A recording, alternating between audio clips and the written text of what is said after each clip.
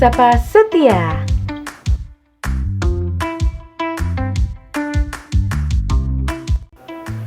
Ya, assalamualaikum warahmatullahi wabarakatuh. Salam sejahtera bagi kita semua.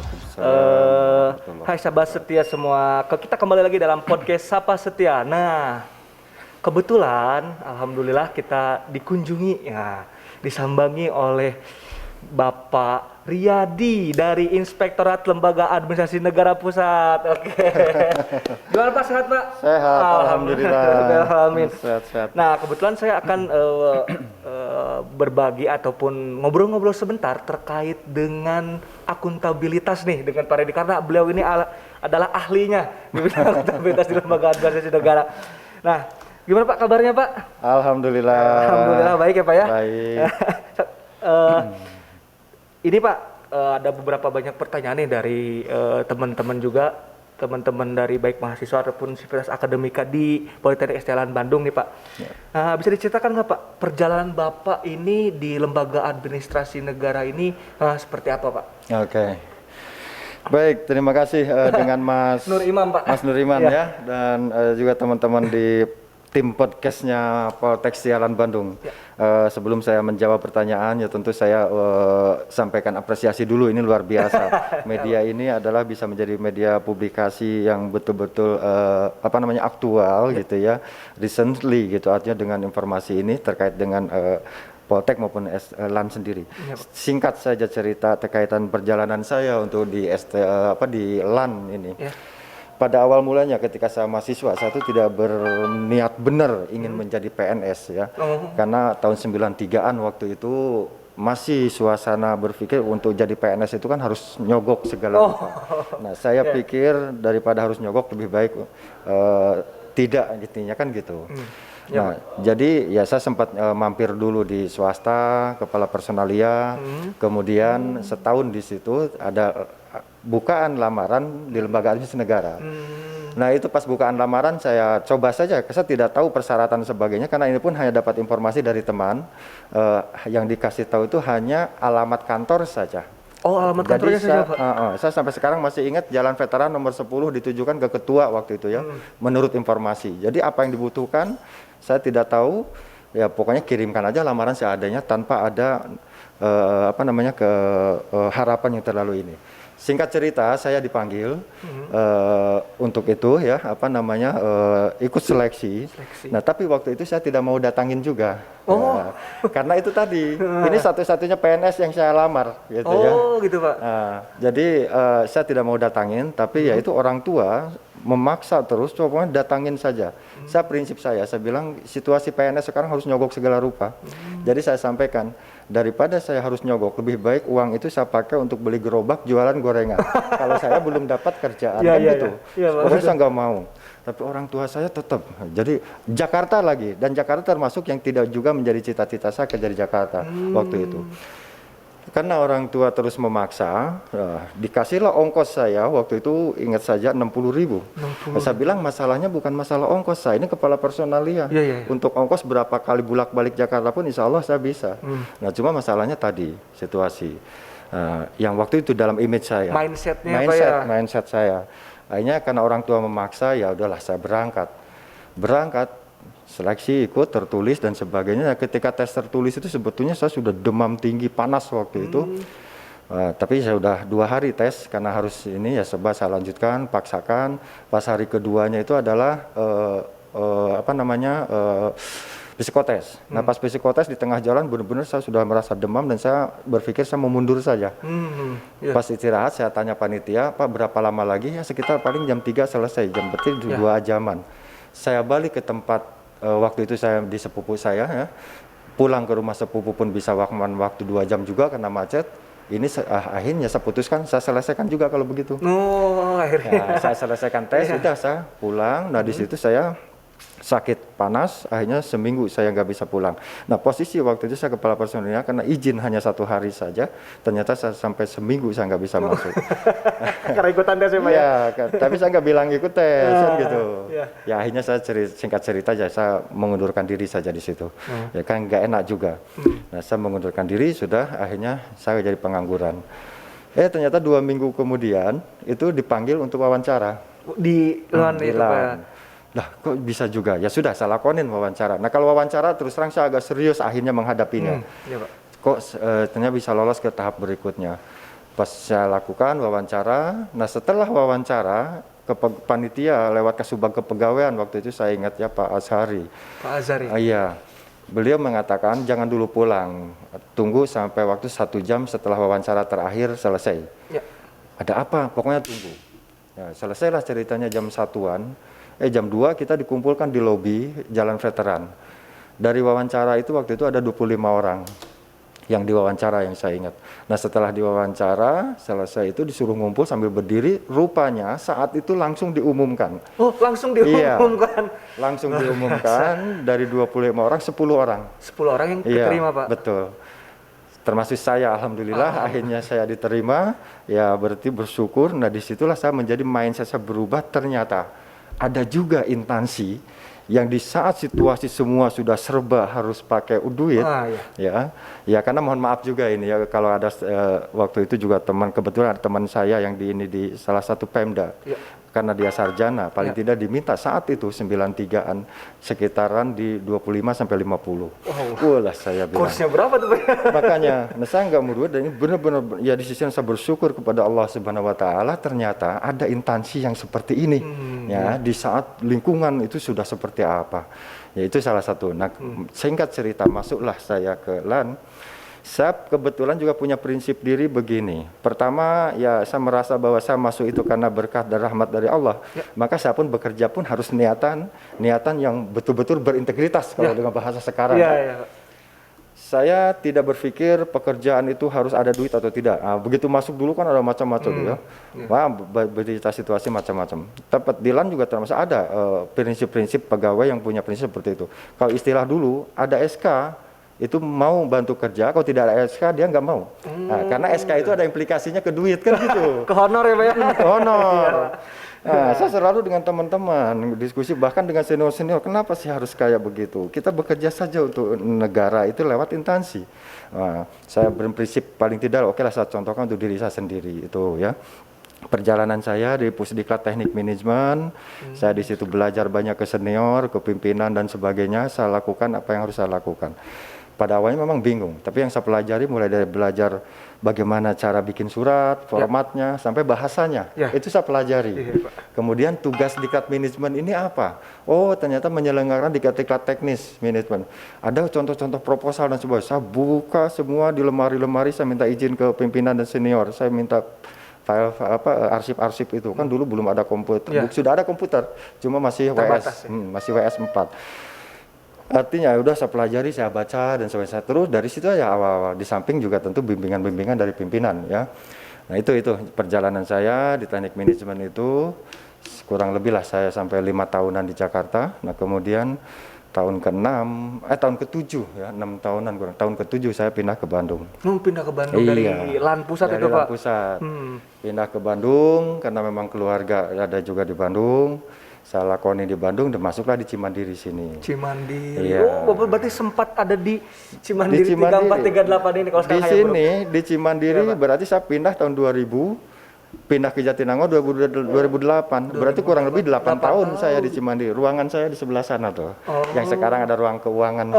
Iya, Pak. Gitu perjalanan itu ya. Tapi dari semuanya itu yang saya rasakan, lembaga administrasi negara itu memang betul-betul lembaga yang, nah ini juga hal yang menarik. Dulu ketika mahasiswa, saya pun sempat ya ceritanya lah ditawari untuk beasiswa ikatan dinas. Ikatan dinas itu kan udah jadi dosen. Nah, saya nggak mau karena namanya orang daerah, begitu ada kesempatan beasiswa saya ambil. Tapi yang tidak mengikat apa? Super Semar. Oke, saya ikut dapat Super Semar. Kenapa saya tidak mau ikatan dinas? Karena saya berpikir gini, saya ini ingin menjadi seorang birokrat, teknokrat, idealisme mahasiswa waktu itu bahasanya ya, sambil tidak tahu itu akan ada di mana. Saya tidak tahu lembaga, LAN saya nggak tahu, ya karena saya di pemerintahan, bukan dari administrasi negara jurusan waktu itu. Jadi saya tidak tahu sama sekali tentang LAN. STIA LAN aja saya nggak tahu ada di sini kan, ternyata dekat dengan kampus saya. birokrat teknologi. Kenapa? Maksudnya saya tuh ingin menjadi seorang praktisi di dalam birokrasi, tapi saya pun tahu ilmunya, gitu. Jadi saya tidak mau hanya sekedar jadi seorang praktisi, tapi saya pun harus tahu ilmu-ilmu di dalam praktisi itu. Jadi saya ada istilahnya, saya bisa memahami, bahkan kalau perlu bisa mengembangkan ilmunya, prakteknya pun saya tahu, kan gitu. Karena kalau jadi dosen hanya jadi teknokrat saja, pemikir saja. Nanti dia analisis dan sebagainya bisa kuat, tetapi dia nggak tahu praktek, kan gitu. Iya betul Pak. Ya misalnya waktu itu. Simpel cerita. Nah, ketika di LAN inilah rupanya Allah mempertemukan dengan apa yang saya pikirkan itu. Ternyata di LAN ini ya praktek birokrasinya ada, dan ternyata LAN adalah lembaga pendidikan untuk aparatur sipil negara. Ya, waktu itu untuk pegawai negeri. Dan waktu itu masih BUMN, BUMD, dan di Poltek sendiri itu untuk TNI Polri ada, ya, di samping itu. Oh, rupanya di situ hanya saya banyak belajar, dan saya selalu berkatakan bahwa ya disinilah rupanya perjalanan hidup saya harus di LAN, dan sehingga saya makin mendekatkan diri dalam arti untuk prinsip diri, dan pada itu pun saya selalu sampaikan ke junior-junior berikutnya. Bekerjalah Anda dengan total, jangan Anda berpikir untuk bekerja itu di suatu tempat yang Anda harapkan. Ya, kalau Anda ingin bekerja di suatu tempat yang Anda harapkan itu aman-aman saja. Dan motifnya kadang-kadang kan ya kita tidak nafikan, motifnya adalah duit. Sehingga dulu ada istilah tempat basah, tempat kering. Oh iya Pak, ya Pak. Nah, saya sebut saja, kalau ditempatkan di suatu tempat, sebut saja di Diklat, orang seneng. Tapi ditempatkan di Litbang, orang nggak seneng. Karena isinya nggak ada duit. Saya bilang, kita jangan begitu. Urusan rezeki ada urusan Allah. Yang penting kita total saja. Jadilah istilahnya kita menjadi seorang PNS yang, ya walaupun waktu itu ukuran profesionalisme PNS seperti apa, kita nggak tahu. Yang penting kita total saja bekerja, pahami tugas itu. Dan saya termasuk yang akhirnya ya dilalah ditempatkan di tempat-tempat beberapa yang secara pribadi saya tidak menginginkan. Misalnya ketika saya pindah ke Bandung, saya mohon benar ke pimpinan kalau bisa saya ditempatkannya di Litbang. Di Justru Litbang. kan, kenapa ya, disitulah mungkin saya bisa belajar banyak. Dan saya tidak mau di sekretariat waktu itu ya. Kenapa? Alasan saya tahu sekretariat itu layanan di internal, di intern gitu ya. Dan saya bukan tipikal seorang pelayan yang baik, dan bukan seorang yang cermat, teliti dan sebagainya. Nah, saya khawatir itu nggak sesuai dengan tipe saya. Itu aja yang saya pikirkan. Pimpinan sih iya aja. Tapi begitu ternyata dipindahkan ke Bandung, saya di sekretariat. Masya Allah. Akhirnya ya sudah. Nah, dan prinsip yang selanjutnya kita tidak, dan ketika kita sudah diceburkan di situ, berikut masuk bahwa kita harus total. Total dalam arti kita harus tahu dan kita harus mampu mengerjakan apa yang ada di situ. Dan disitulah kita belajar. Sampai ke perkembangan kesini kan ternyata banyak teori yang muncul. Learning by doing kan, learning organization gitu kan, saya kayak itu.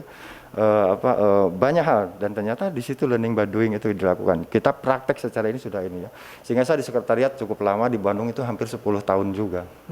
Ya terakhir saya di Subang Kepegawaian, itu boleh dikatakan ini barulah tahun 2011 saya 2010-an saya masuk kembali ke Litbang. Gitu ya. Kemudian dari 2010 ke Litbang saya ke Diklat. Dari ke Diklat saya ditarik lagi ke Jakarta untuk membantu pimpinan di pusat kajian otonomi daerah.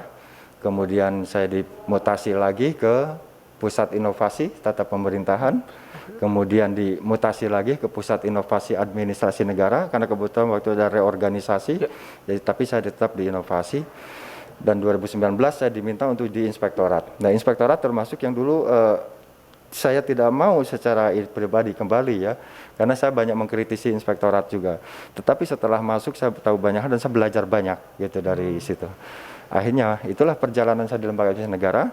Dengan artinya saya terus terang bersyukur karena di situ saya banyak belajar.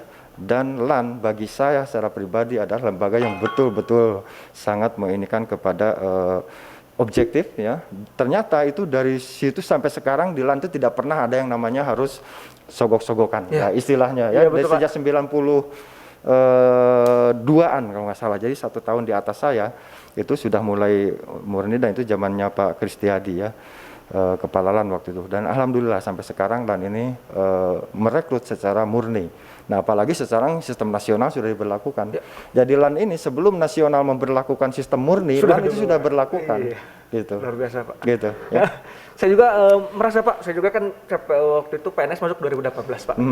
Masuk kan murni Pak, orang lain pasti menanyakan berapa sih masuk ke situ, nyogok berapa. Tapi alhamdulillah Pak, dengan teman-temannya untuk jalan sendiri tidak ada hal seperti itu. Nah Pak, berkat tadi terakhir Bapak sekarang menjabat di inspektorat. Nah, apa sih tupoksi dari di Bapak di inspektorat sendiri Pak? Ketika saya sebelum masuk inspektorat, saya berpikir inspektorat itu tugasnya ringan-ringan aja, hanya mengaudit saja. Dan audit dalam 1 tahun paling banyak 2 kali, bisa semester atau di akhir tahun, kan gitu. Sehingga pekerjaan di inspektorat itu sangat beban kerjanya ringan. Itu yang pikiran saya waktu sebelum masuk. Tapi setelah masuk, Masya Allah, ternyata banyak sekali sampai ya karakternya seperti mirip-mirip unit kesekretariatan. Nah, inspektorat sendiri kan bertanggung jawab langsung ke kepala, tapi dikoordinir oleh sestama. Artinya nuansa sekretariatnya kuat, karena memang layanannya internal kan gitu, audit. Di situ kita melaksanakan audit jelas, ya. Audit sendiri itu di situ kan paling tidak ada 4 aspek yang harus kita audit di dalam keuangan, ya, menyangkut masalah kepatuhannya, standar akuntansinya, kan kebijakannya dan sistem pengendalian internalnya. Kurang lebih seperti itu, ya. Dan juga masalah efisiensi, ekonomis dan efektif setiap pekerjaan. Jadi kita harus lakukan itu. Itu adalah standar audit. Ternyata di situ yang banyak juga adalah review. Review itu kita mengalir dari ketika perencanaan di awal, ya, sebelum nanti diajukan ke Bappenas dan sebagainya, sampai pada akhirnya nanti disetujui Bappenas ke DJA dan sebagainya, itu kita review. Jadi review dari perencanaan, kemudian kita review setelah jadi RK, sebut saja ada pagu definitif keluar, dibikinlah di situ teman-teman unit dibikin rencana kerja, anggaran dan sebagainya, plus KAK-nya dipertajam, itu pun kita review lagi. Ya, review, dan itu bisa waktunya di perencanaan di akhir tahun, di awal tahun, ya. Perencanaan untuk tahun berikutnya itu di awal tahun sekitar Februari Maret. Itu kita review banyak. Nah, setelah itu nanti dalam proses perjalanan itu kan ada revisi rencana anggaran. Nah, revisi itu tahun kemarin sampai ini kan 7 kali. 7 kali, Pak. 7 kali revisi, 7 kali kita review, dan itu situasinya kan sangat ini banget. Padat maksud saya. Sehingga tugas pekerjaan kami dengan teman-teman di tim inspektorat, ya, connect juga dengan di perencanaan keuangan Renaku. Memang secara ini pada akhirnya harus bersinergi, kemudian juga harus punya kesadaran diri bahwa kita tidak bisa dituntut hanya di dalam jam kerja. Nggak bisa, karena kadang-kadang Kementerian Keuangan DJA minta tuh hari Senin. Memberitahu ke kita baru hari Kamis. Misalnya kita sebarkan ke unit-unit Kamis sore misalnya kan, Jumat mereka garap, jadi Sabtu Minggu tuh bekerja. Ya, makanya sekarang lewat email dan sebagainya. Jadi Sabtu Minggu teman-teman bekerja mereview dan sebagainya. Nah, apalagi sekarang Direktorat Jenderal Anggaran itu kan meminta setiap kali hasil revisi sebelum mereka memberikan keputusan, menyetujui atau apapun, mereka selalu sebetulnya itu dari dulu juga ada review. Cuma dari dulu tidak ini sekarang. Sekarang tuh mereka minta betul-betul catatan hasil review inspektorat itu apa saja, dan itu menjadi pertimbangan teman-teman di DJA, ya, untuk menentukan keputusan kaitan dengan kegiatan-kegiatan kita. Gitu. Nah, di samping review itu anggaran. Kemudian ada review barang milik negara, RKBMN. Baik itu dalam konteks pencatatan RKBMN pada saat tahun berjalan, maupun juga RKBMN untuk rencana kebutuhan barang milik negara 2 tahun ke depan. Itu pun harus direview dulu oleh inspektorat. Itu setiap tahunan. Setiap tahunan itu kita bikin, jadi untuk 2001 nanti ke 2003, nah untuk 2002, untuk 2004 kan terus begitu, 2 tahunan ini hanya rencana kebutuhan. Itu kemudian yang lain-lainnya kita ada penyusunan laporan keuangan bersinergi dengan Renaku, kita selalu melibatkan itu, dan nanti, nah sekarang bulan Maret akhir sampai April kita tripartit dengan DJA dan BPK membahas laporan keuangan pemerintah pusat dari lembaga administrasi negara. Dan itu terus Maret sampai April kita lakukan itu sampai pada akhirnya nanti hasil laporan keuangan kita ini teraudit atau audited, ya, dan itu nanti keluarlah opini kan gitu, ya. Disclaimer, WDP ataupun WTP. Nah, lembaga administrasi negara alhamdulillah sudah tahun kemarin ini mendapatkan WTP yang 13 kali. Alhamdulillah, ke-13 kali ya Pak, ya? Luar biasa, prestasi Pak. Itu ya komitmen dari semua pihak, pimpinan pun sangat kencang untuk hal seperti itu.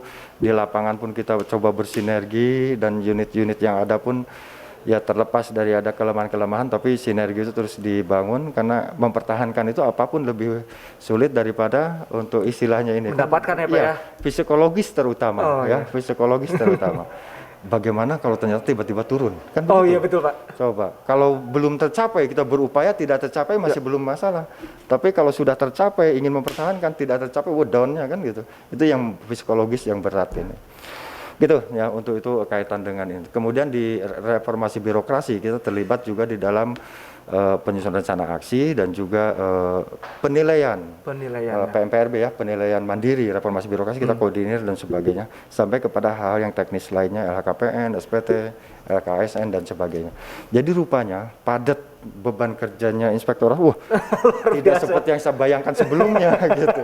Iya Pak. Ya. Gitu. Nah, dari tadi Bapak yang seperti Bapak bilang untuk perannya itu tidak hanya mengawasi Pak ya, tidak hanya mengawasi yang mengaudit.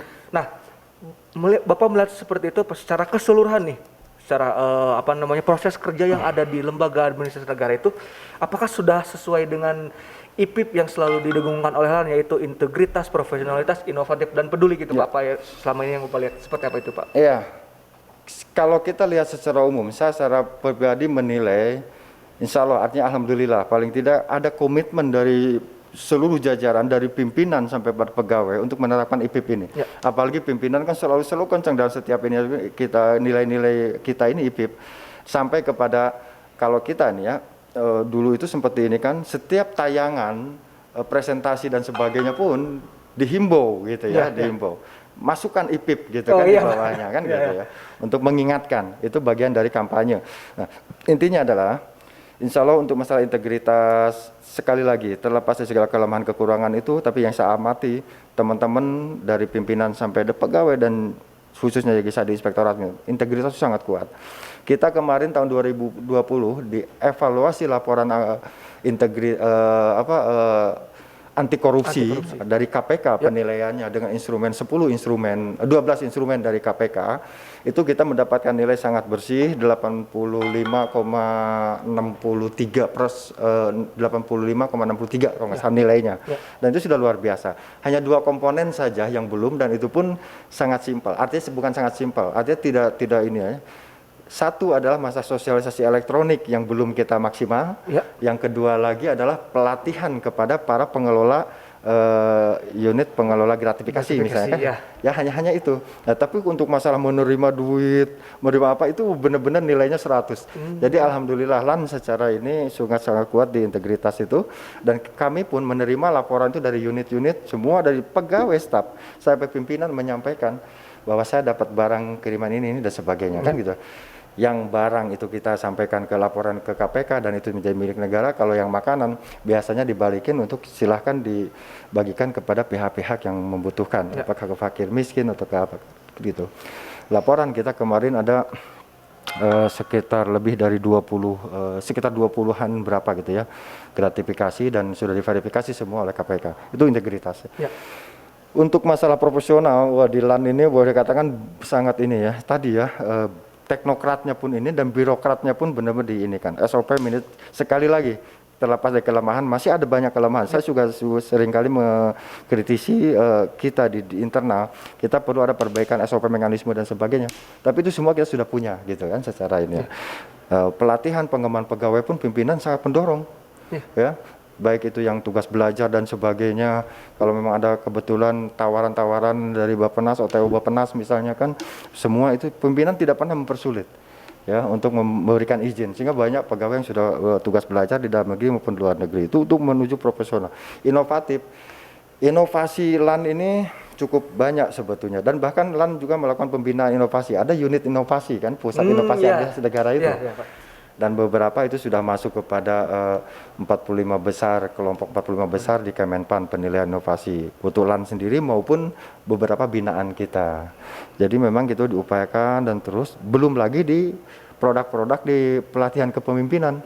Dari kalau dulu istilahnya PKN pelatihan Diklat Kepemimpinan tingkat 4, sampai kepada 1, dan sekarang PKP, PKA, kemudian sampai PKN 1, dan kemudian itu ya istilah yang sekarang misalnya. Dan itu hasilnya kan produk-produk inovatif. Baik yang dibangun sendiri akhirnya dan melalui orang lain, yaitu melalui diklat. Ya. Nah kalau peduli banyak. Sekarang yang paling baru aja, Ya, Pak. yang paling baru. Ya. Pimpinan dan Pak Adi misalnya menghimbau kepada kita semua untuk istilahnya daun pedas. Daun pedas itu lupa saya pikir apa awalnya, yang jelas peduli gitu peduli, ya. Jadi semua pegawai itu menyisihkan sedikit uangnya di tabungan. Nanti setiap bulan tanggal 5 itu disampaikan, disetorkan gitu kan, ada di sekretariat yang menampung itu di humas. Dan nanti kepedulian kita untuk membantu yang bencana dan sebagainya kan, bahkan juga untuk memberikan apresiasi kepada teman-teman yang dibawa cleaning service dan sebagainya. Jadi itu sudah ditanamkan dulu dan sekarang lebih diinikan lagi. Jadi sangat-sangat ini kepedulian dari LAN ini ya, baik terutama dorongan pimpinan untuk itu pun sangat kuat gitu. Oke. Itu tadi kalau dari segi IPIP maupun dari zona integritas ataupun dari reformasi birokrasi ya Pak ya sudah sangat terbangun lebih baik ya Pak ya untuk di lembaga administratif. Nah Pak, kalau untuk kita menyinggung sedikit tentang Politeknik nih Pak, kalau melihat dari dari perspektif dari inspektorat sendiri, pembelajaran online ini ya seperti apa yang dilakukan oleh Politeknik di bawah LAN ini Pak? Ya, ini saya sempat berbincang kaitan dengan memang perkembangan situasi sekarang kan, ini hikmah dari pandemi ya. Hikmah dari pandemi. Istilah simpelnya pembelajaran online, pembelajaran jarak jauh, distance learning dan sebagainya di Diklat maupun di Poltek kan diterapkan. Walaupun Poltek secara ini sudah menerapkan sebelum pandemi, tapi dengan sistem pembelajaran e-learningnya atau jarak jauhnya gitu, tapi belum maksimal. Belum maksimal dalam arti begini, waktu itu pakai sistem e-study karena kebetulan pas saya melakukan audit itu, pas saya cek ternyata interaksinya itu hanya asinkronus benar, jadi hanya lewat chat, email dan sebagainya. Saya pikir itu kurang menurut saya kurang efektif untuk bisa ini kan. Termasuk juga untuk mengikat hubungan antara si dosen dengan si mahasiswa itu, walaupun ZM ataupun online atau apa, kita kan ikatan itu harus ada emosionalnya, dan emosional itu bisa ada apabila memang ketemu gitu kan. Nah ketemunya itu lewat ZM, jadi ada interaksinya di situ.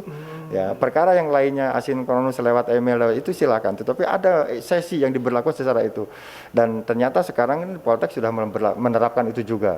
Ya tadi pagi saya ngobrol-ngobrol juga kan, sudah diinikan, bagus saya bilang. Artinya ya Poltek harus sudah cukup merespon itu. Tapi ini juga tadi saya sedikit ngobrol juga dengan Pak Direktur. Dan juga teman-teman ada kolega kami di sini, ada SPI Pak Dani misalnya, coba Pak Sodik juga tadi sempat kita bicara-bicara. Mungkin dibikin ada semacam studio mini nanti ya. Jadi pembelajaran yang namanya sinkronus atau lewat lewat online itu tidak konteksnya tidak ZM gitu, gini, tapi bagaimana si dosen berinteraksi, gayanya dia mengimprovisasi diri dan sebagainya. Nah, seperti inilah, seperti podcast ini, kurang lebih. Tapi dibikin seperti studio pembelajaran. Di situnya adalah micro teaching. Jadi ada pegawai yang dijadikan peserta lah, barang 5 orang, 10 orang. Manfaatnya banyak. Tentu walaupun materinya tentang PKP misalnya, tapi di situ ada etika publik misalnya kan, ada tentang manajemen pengawasan. Nah, per materi ini jadikanlah ini program untuk pembekalan kepada pegawai. Nah, di samping kita bisa memenuhi secara ini untuk media interaktifnya juga. Nah, ini kemanfaatan kedua saya bilang, itu mereka bisa mendapatkan kewajiban 20 JP dalam setahun untuk setiap pegawai dengan cara itu.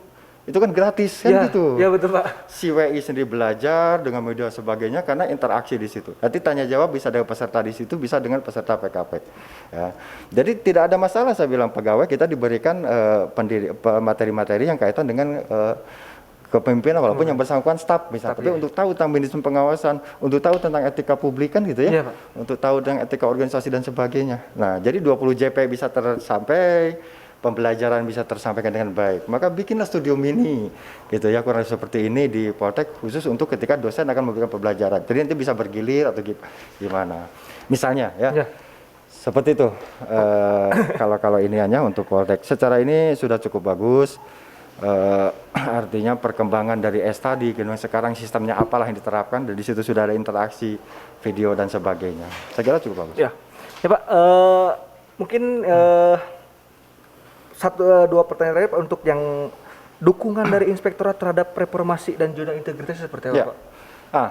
Terhadap reformasi birokrasi, inspektorat ini walaupun secara ini ada di bidang pengawasan, komponen bidang pengawasan untuk reformasi birokrasi, tetapi kami ikut isinya dalam ikut terlibat dalam pengkoordinasian yang diinginkan oleh ketua tim RB di tingkat nasionalnya LAN untuk ikut memantau. Salah satunya adalah penilaian mandiri reformasi birokrasi itu sendiri, kita yang mempush ke teman-teman unit-unit. Nah, yang kedua ya kita tentu dalam konteks itu kita mengingatkan dan sebagainya ya untuk penerapan apa yang sudah mereka bikin di rencana aksi.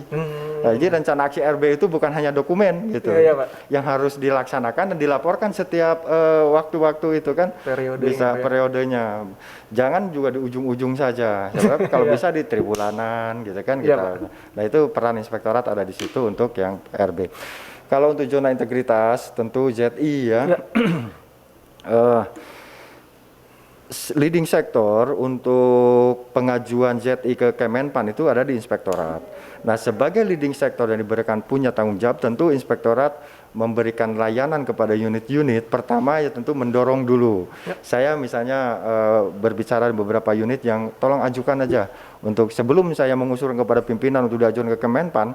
Saya ajak dulu pimpinan unitnya untuk mengajukan itu, kan? Nah, saya belum siap dan sebagainya. Saya jelaskan gitu kan bahwa Anda sudah punya ini sebenarnya, Anda sudah punya itu, sudah punya itu. Bikin itu dokumen, jadikan itu dokumen dan ajukan. Nah, kalau secara ini kan itu konsultasi biasanya, ya komunikasi dan sebagainya. Jadi hal-hal baik itu kalau pas momennya memang lagi pengajuan dalam keadaan informal pun dalam obrolan maksud saya masukkan itu supaya mereka mau mengajukan. Ketika sudah disampaikan begitu belum siap juga ya sudah. Nanti tahun depan Anda harus siapkan, tapi apa yang dimiliki Anda sebetulnya sudah bisa kan gitu. Nah, yang kedua setelah diajukan itu kita fasilitasi, kita undang dari Kemenpan untuk memberikan misalnya nih pencerahan kepada seluruh unit yang diajukan itu memahami tentang zona integritas. Itu dalam konteks ketika untuk mendapatkan penghargaan WBK dan WBBM ya. Itu adalah formal ini. Nah, tetapi secara normatif tentu bagian dari unit pengawasan ya di sela-sela itu inspektorat selalu mengingatkannya simpel-simpel aja. Ketika kita bicara integritas itu di dalam dokumen, konsep dan sebagainya, nah secara praktisnya yuk kita terapkan paling tidak dari diri sendiri walaupun sedikit-sedikit perlahan-perlahan kan gitu. Nah, itu saja apa yang dilakukan untuk membantu kontribusi dalam itu ya. Oke, Pak. Ya, pertanyaan terakhir nih Pak. Pesan Bapak sebagai kakak senior ataupun sebagai inspektorat sendiri bagi satker atau unit di lingkungan lembaga administrasi negara itu Pak, atau khususnya di Politeknik STLN Bandung ini Pak. Ya, kalaulah disebut pesan-pesan saya kepada unit-unit Satker-Sarka, pertama pesan saya itu dua hal. Satu kaitan dengan masalah tugas saya, yang kedua adalah kaitan dengan masalah nilai-nilai organisasi tadi yang IPIP tadi. Ya. Karena itu sangat berkaitan erat. Kebetulan saya di bidang pengawasan, misalnya di inspektorat mengawasi audit dan sebagainya. Saya selalu katakan, kami dari inspektorat ini tidak lagi memposisikan diri untuk sebagai pemeriksa. Ya, yang ini sehingga saya minta teman-teman itu juga bantu kami isinya respon lah terhadap apa yang diinikan oleh kami itu, sehingga diantara kami kalau kami butuh data sebagai supply data itu sehingga kami bisa memberikan masukan sebelum nanti oleh pihak eksternal diaudit kan gitu. Ya betul Pak. Ya, nah kalau ternyata dalam progres itu ada hal yang menurut kami ini melanggar nilai misalnya kan disebutlah mungkin kurang integritas atau kurang profesional, kami ingatkan dan kemudian luruskan kelengkapan dan tarik ke masalah administrasi juga. Itu artinya saya selalu berpesan kepada teman-teman unit ketika inspektorat datang untuk melakukan audit itu jangan takut dan sebagainya atau menganggap image dan sebagainya, tapi yuk kita kerjasama, kita respon apa yang diinginkan oleh inspektorat itu mohon untuk dibantu karena pada akhirnya inspektorat akan sama-sama mengawal ketika ada pihak eksternal melakukan audit, kan gitu ya. Nah, apalagi di Poltek kan ada SPI. Nih, SPI di Inspektorat khususnya di Bandung ini Kang Dani ini cukup aktif juga komunikasi dengan saya, seringkali nge-WA, bertanya dan sebagainya. Nah, cuma yang satu yang belum sempat kita penuhi karena agenda selalu mundur-mundur adalah ingin berkumpul bersama dengan teman-teman SPI ini. Tapi saya sudah mencoba juga ke teman-teman di Inspektorat untuk diagendakan di saat-saat senggang betul gitu ya, supaya connect waktunya. Itu secara ini ya, baik kepada Poltek maupun kepada Satker. Jadi pesan intinya adalah lakukanlah pekerjaan itu dengan sebaik-baiknya, khususnya dengan ketika kita ada integritas, profesional, inovatif, dan itu jangan ketika kita memberikan orang lain inovatif tapi kita tidak inovatif. Dalam arti yang minimal cara kerja kita lah, ketika kita belum mampu melakukan inovasi yang lebih tinggi, gitu ya. Ya, demikian. Terima kasih Pak Riyadi. Wah, tuh sungguh pengetahuan dan juga sharing sangat berkualitas ya dari Pak Riyadi ini. Dan saya juga baru ngeh, ternyata Pak Riyadi ini kakak senior saya di ilmu pemerintahan Unpad ya Pak ya. Hebat dari pemerintahan juga. Saya dari pemerintahan tahun 2007. Iya, 2007. Iya. Alhamdulillah. Senior juga di LAN, senior juga di ilmu pemerintahan ternyata. Ya, terima kasih atas waktunya Pak, menyempatkan waktu dari Jakarta dan juga di sela-sela kesibukannya di Bandung dalam mendampingi Politeknik Islam Bandung untuk di pengawasannya. Demikian Pak saya sampaikan. Pak. Dan saya sedikit berpesan, karena kan ada nyangkungnya junior dari pemerintahan. Siapapun yang ada junior pemerintahan di LAN, khususnya di Poltek ini, jangan bikin malu alma mater ya. Bekerja dengan baik, maksimal, tunjukkan bahwa kita betul mampu, integritas tadi. Ya, siapa? Ya, demikian podcast Sapa Setia ini. Saya tutup. Wabillahi taufiq wal hidayah. Saya Nur Imam Taufik. Saya Riyadi. Ya, assalamualaikum warahmatullahi wabarakatuh. Waalaikumsalam warahmatullahi wabarakatuh.